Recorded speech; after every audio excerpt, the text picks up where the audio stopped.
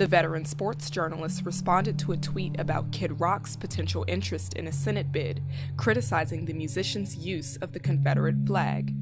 The tweet, and the ensuing backlash, raises questions about what, or if, journalists can say about things they find troublesome.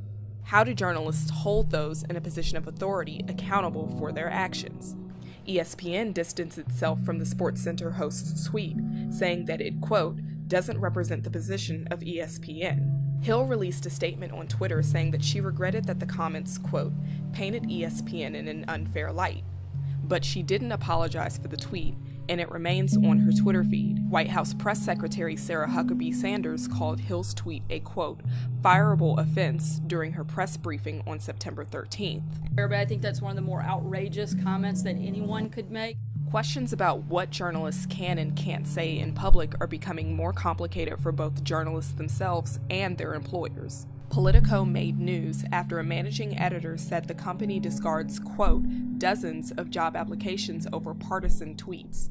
Employees at the company questioned whether it was acceptable to opine about topics such as white supremacy or attacks on journalists, as the Post's Eric Wimple reported.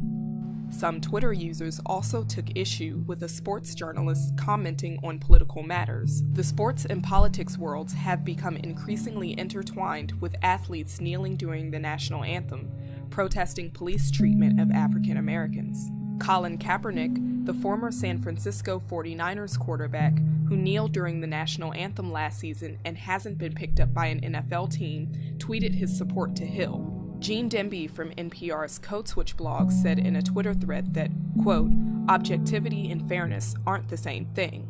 The National Association of Black Journalists released a statement saying that the organization supported Hill's First Amendment right, quote, within and outside the world of sports. In an increasingly partisan world, the issue of what journalists can and can't say isn't one that's going away anytime soon.